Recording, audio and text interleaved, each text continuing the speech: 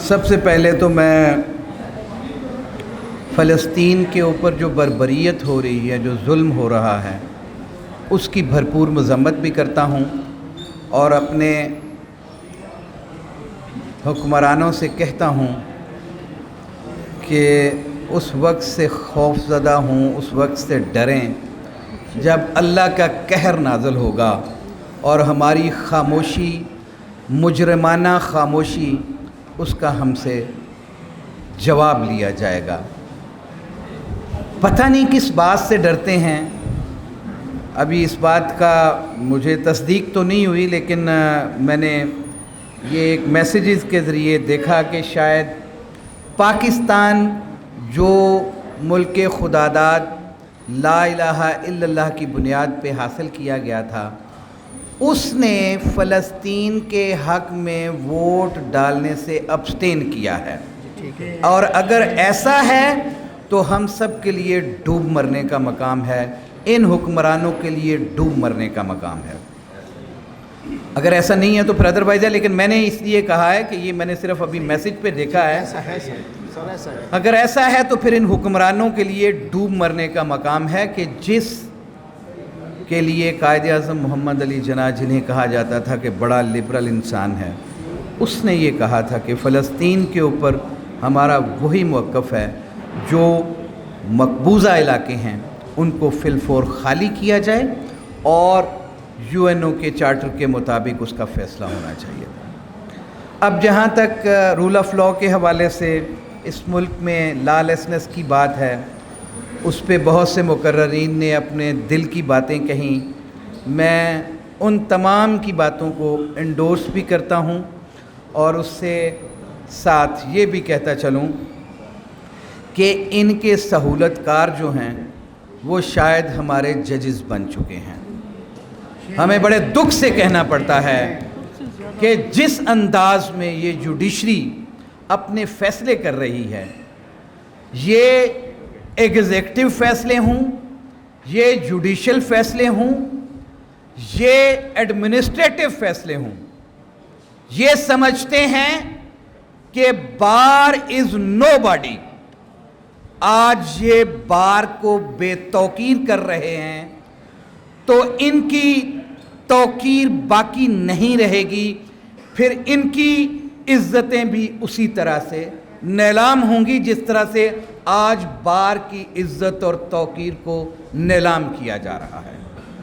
مجھے بڑے دکھ سے کہنا پڑا ہے، آج میرے دل کو بہت شدید تکلیف ہے کہ جب یہ کہتے ہیں کہ ہمارے ایک جج صاحب کی عزت نفس پہ کوئی اس کو مجروح کیا گیا ہے تو ہم عام لیٹیگنٹس کے کیسز نہیں لگائیں گے۔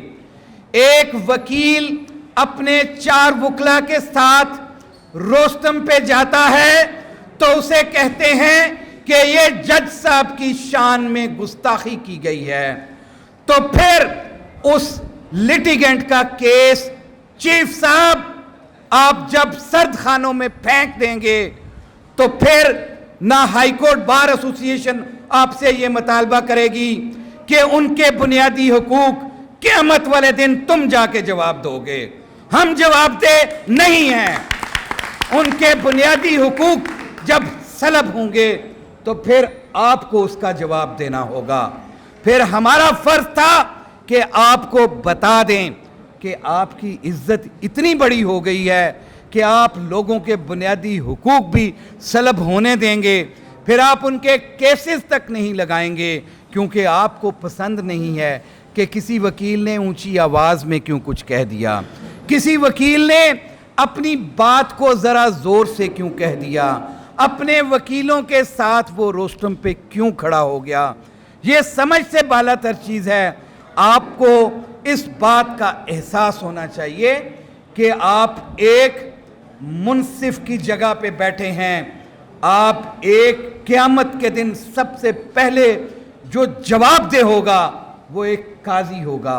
آپ کیا شاید یہ بھول چکے ہیں؟ پھر اس کے ساتھ ساتھ جب ایڈمنسٹریٹو کام ہی یہ ہے، بینچز کی تشکیل، اور اگر ایڈمنسٹریٹو کام ہی یہ ہے کہ ایک ضلع اور ایک تحصیل کو کسی اور کے ساتھ لگانا ہے تو پھر آپ نے میاں والی یا بھکر سے کیوں اپنی سفارشات مانگی ہیں؟ آپ کو تو پھر ضرورت ہی نہیں ہے. آپ ایڈمنسٹریٹو اگر لاہور ہائی کورٹ بار جیسے میرے بھائی نے ابھی کہا کہ ان سے کیوں پوچھا جائے، یہ تو میاں والی یا بھکر والے لوگوں کا فیصلہ ہے، تو کیا میاں والی اور بھکر والوں نے مجھے ووٹ نہیں دیے ہوئے؟ میں ان کا صدر نہیں ہوں؟ کیا انہوں نے میرے سے اس ایوان سے اس بار کی انڈورسمنٹ سیکھ کی ہے؟ کیا کسی ایک شخص کے فیصلے پوری بار کے اوپر مسلط کریں گے؟ میں کسی بات کو کنفرنٹ نہیں کرتا، میں سب کو سچ کہتا ہوں. میرا صرف ان جوڈیشری سے مطالبہ ہے کہ کیا آپ نے بھی قانون، آئین، روایات کو صرف پامال کرنا سیکھ لیا ہے؟ صرف اپنی انر سیٹسفیکشن چاہتے ہیں؟ کیا اپنے فیصلوں کی منمانیاں چاہتے ہیں؟ کیا اپنی ذاتی خواہشات کی تکمیل چاہتے ہیں؟ نہیں، ایسا نہیں ہوگا. میں نے پہلے کہا ہے کہ بار کی مشاورت کے بغیر آپ کا کوئی فیصلہ وہ درست بھی ہو ہم ماننے کے لیے تیار نہیں ہیں. یہ بار یہاں کے 40,000 وکلا کی نمائندہ بار ہے.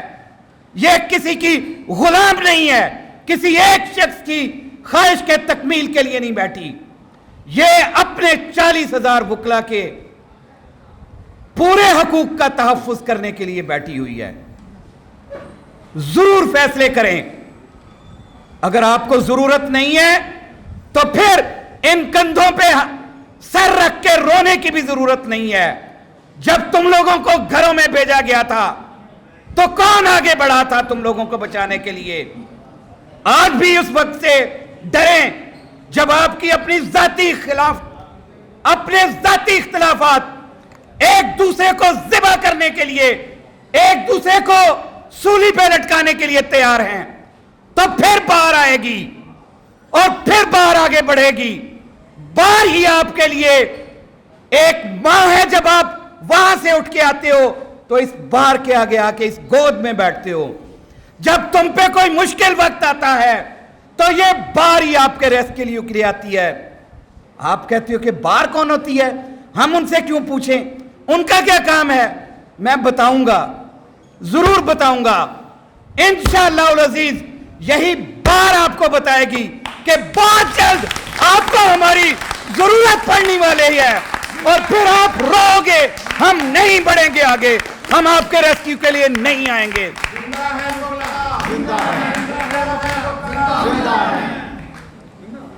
یہ آئندہ حالات کو بھانپ لیں، آنے والے وقت کو دیکھ لیں.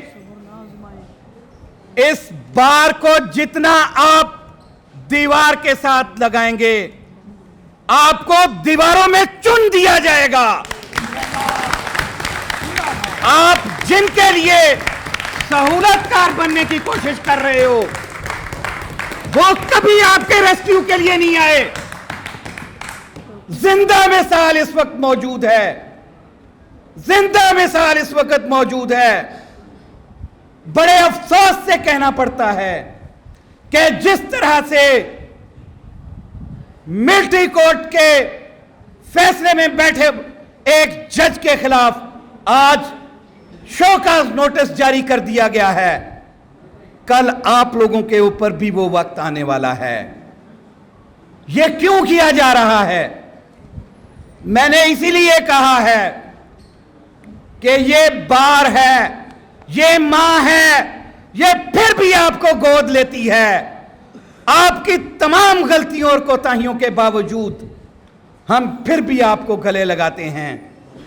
اس وقت سے بچیں جب آپ کے اوپر وہ وقت آنے والا ہے. وہ وقت دور نہیں ہے.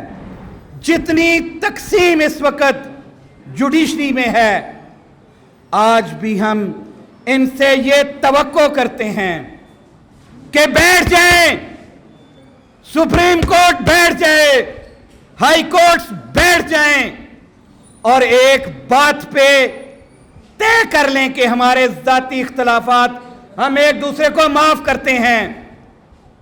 इस मुल्क की बका के लिए, इस आइन की बका के लिए, इस आइन के अंदर दिए हुए बुनियादी हुकूक की बका के लिए आज भी अपने फैसलों में दयानतदारी ले आएं। आज भी इस मुल्क के लिए, जिसके लिए आपको इतना बड़ा ओहदा दिया गया है, उसके लिए एक यकजान हो जाएं। शायद हमारा मुल्क तरक्की की राह पे गामजन हो सके। जहां तक इन 2 रेजोल्यूशंस की बात है, उस रेजोल्यूशंस के हवाले से अभी मेरे से पहले मुकर्ररीन ने अपने अपने नुक्ता नज़र से आगाह किया इस हाउस को। मैं आपसे ये पूछना चाहता हूं, क्या आप इन रिक्विजिशंस को मंजूर करते हैं? दूसरा,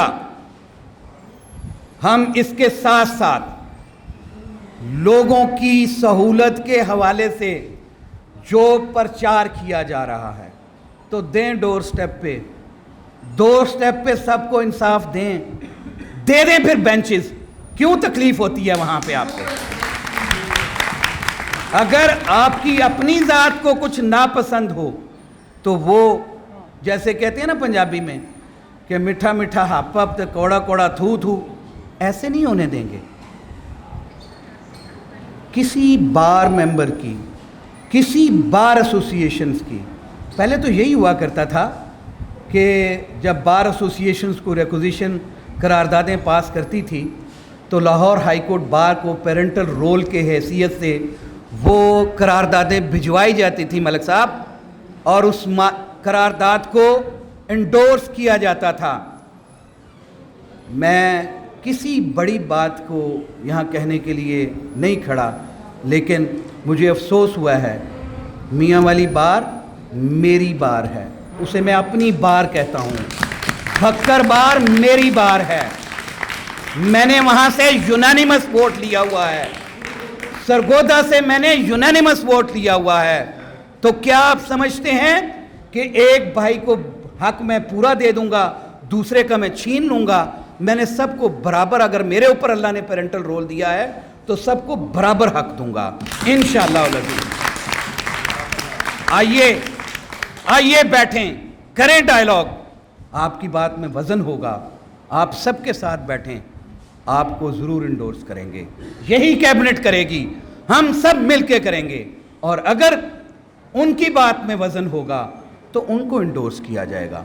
हम किसी के साथ ज़्यादती करने के लिए तैयार नहीं हैं, लेकिन जो मेरा इस वक्त मकसद था वो पहला यही था कि ये गवर्नर से कंसेंट लेने के लिए चीज़ें भेजें, हाई कोर्ट बार कहीं नहीं है, ये फुल कोर्ट करें, ये एसी कमेटी करें, और वहाँ पे हाई कोर्ट बार से पूछा भी ना जाए, और पिंडी बार की रिक्विजिशन हो, भक्कर बार की रिक्विजिशन हो, मियाँ वाली बार की रिक्विजिशन हो, तो हाई कोर्ट बार एसोसिएशन जो प्रिंसिपल सीट पे बैठी है इसको ख़त्म कर दें, बाकी बेंचेस से आप सारी की सारी कंसेंट्स ले लें। ऐसी कंसेंट्स को नहीं कबूल होने दूंगा। अगर शौक है तो ये शौक पूरा कर लें।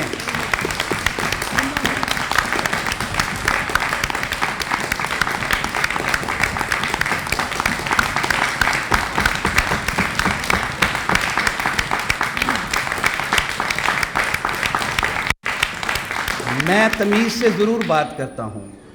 मुझे रब ने, मेरे वालिदैन ने बड़ों की इज़्ज़त सिखाई है, लेकिन जब मेरे वकला के हुकूक पे डाके डाले जाएंगे, जब वकला को दीवार के साथ लगाया जाएगा, तो फिर मैं वो सारी चीज़ों को पसे पुश डाल दूँगा।